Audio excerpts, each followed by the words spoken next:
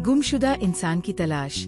कहानी शुरू होती है एक छोटे से गांव सुंदरपुर में, जहां 7वीं कक्षा के 4 दोस्त सोनू, रवि, नीरज और राजू हमेशा एक साथ खेलते, पढ़ाई करते और समय बिताते थे। ये चारों न सिर्फ अच्छे दोस्त थे, बल्कि एक दूसरे के सुख दुख के साथी भी थे। स्कूल से लेकर खेल के मैदान तक, जहाँ भी ये जाते, वहाँ पर हंसी और खुशी का माहौल बन जाता था।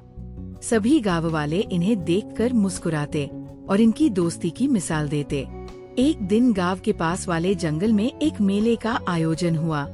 ये मेला साल में एक बार ही लगता था और बच्चे साल भर इस मेले का बेसब्री से इंतजार करते थे। उस दिन सभी दोस्त मेले में जाने की योजना बनाने लगे। वे मेले के लिए पूरी तरह तैयार होकर उत्साह में भरकर घर से निकले। रास्ते में खूब बातें करते हुए, हंसी ठिठोली करते हुए सभी मेला पहुंच गए। मेले में ढेर सारे झूले, मिठाई की दुकानें, खिलौनों की दुकानें और जादू के खेल देखने वालों की भीड़ लगी थी। सभी दोस्त बड़े आनंद में मेले का मजा ले रहे थे। सोनू ने लाल रंग की पतंग खरीदी, राजू ने रंगीन गुब्बारे और नीरज ने एक सुंदर सी टोपी। अचानक नीरज को याद आया कि उसने अपनी जेब में कुछ पैसे रखे थे, जो अब गायब थे। उसे बहुत चिंता हुई, लेकिन उसके दोस्त उसका हौसला बढ़ाते हुए बोले, कोई बात नहीं, हम मिलकर और पैसे जुटा लेंगे। सब हंसते खेलते झूला झूलने लगे, लेकिन इसी बीच उन्हें एहसास हुआ कि उनके साथ रवि नहीं है। पहले तो उन्हें लगा कि रवि आसपास ही कहीं होगा, लेकिन बहुत खोजने के बाद भी वो नहीं मिला। डर के मारे सोनू ने कहा, रवि कहीं खो तो नहीं गया?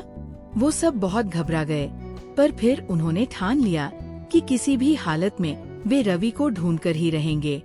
नीरज बोला, हम सभी को अलग अलग दिशा में जाकर देखना चाहिए। हो सकता है रवि कहीं रास्ता भटक गया हो। सभी दोस्त अलग अलग दिशाओं में रवि को खोजने लगे। सोनू ने आसपास की मिठाई की दुकानों और खिलौने की दुकानों में जाकर पूछा। नीरज झूलों के पास उसे ढूंढने लगा। राजू ने भीड़ में जाकर हर किसी से रवि के बारे में पूछताछ की। समय बीतता गया और शाम ढलने लगी। सभी दोस्त थक चुके थे, लेकिन रवि का कुछ पता नहीं चल पाया। निराश होकर वे सभी गांव वापस लौटने लगे। गांव में पहुंचकर उन्होंने गांव वालों और रवि के परिवार को उसकी गुमशुदगी की खबर दी। सब परेशान हो गए। अगली सुबह सभी ने फैसला किया कि अब गांव के सभी लोग मिलकर रवि को ढूंढेंगे। गांव वालों ने कहा कि वो जंगल की तरफ भी ढूंढेंगे। सभी लोग झुंड बनाकर रवि को खोजने के लिए निकल पड़े। जंगल में बहुत घना अंधेरा था, पर सभी हिम्मत के साथ आगे बढ़ते गए।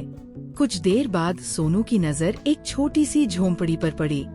सोनू ने देखा कि वहाँ से धुआं उठ रहा है। वो नजदीक जाकर ध्यान से देखने लगा और उसे किसी की परछाई नजर आई। सोनू ने साहस करके उस झोंपड़ी के दरवाजे को खटखटाया। अंदर से एक बूढ़ा आदमी निकला। वह दिखने में तो बहुत बूढ़ा और कमजोर लग रहा था, पर उसके चेहरे पर एक रहस्यमयी मुस्कान थी। सोनू ने हिम्मत करके उससे पूछा, बाबा, क्या आपने एक छोटे लड़के को यहाँ देखा है? हमारा दोस्त रवि कल से गायब है। बूढ़ा आदमी मुस्कुराया और बोला, हाँ बेटा, मैंने उसे देखा है। वह थोड़ी देर पहले यहाँ से निकला है। वह तुम्हारे जैसे ही दोस्तों को ढूंढते हुए यहाँ तक आया था, पर उसे थोड़ी देर पहले ही तुम्हारी आवाज सुनाई दी थी और वो आवाज के पीछे पीछे चला गया। सोनू ने हैरानी से पूछा, लेकिन बाबा, हमें तो उसकी कोई आवाज सुनाई नहीं दी। बूढ़ा आदमी धीरे से बोला, कभी कभी हमारा मन डर से भटक जाता है। जब हम अपने मन पर भरोसा करते हैं तो सही रास्ता मिल ही जाता है। सोनू को बाबा की बात अजीब लगी, पर फिर उसने देखा कि नजदीक ही एक रास्ता था। वह जल्दी से अपने बाकी दोस्तों को बुलाने गया। सभी दोस्त मिलकर उस रास्ते पर चलने लगे और कुछ ही दूरी पर उन्हें रवि का स्कूल बैग दिखाई दिया। वे दौड़कर उसके पास गए और उन्होंने देखा कि रवि वहाँ पेड़ के पास बैठा रो रहा था। नीरज ने रवि को गले लगाते हुए कहा, तुम कहाँ चले गए थे? हमें लगा हम तुम्हें खो देंगे। रवि ने अपने आंसू पोंछते हुए कहा, मैं रास्ता भूल गया था और बहुत डर भी गया था, लेकिन मुझे ऐसा लगा जैसे किसी ने मेरा हाथ थामा और यहाँ तक लाकर छोड़ दिया। मुझे नहीं पता वो कौन था। सभी दोस्त हैरान रह गए और उन्होंने उसे हिम्मत बंधाई। जब वे गांव वापस लौटे तो सभी गांव वाले बहुत खुश हुए। उस दिन से इन दोस्तों ने सीखा कि किसी भी हालत में अपने दोस्तों का साथ नहीं छोड़ना चाहिए।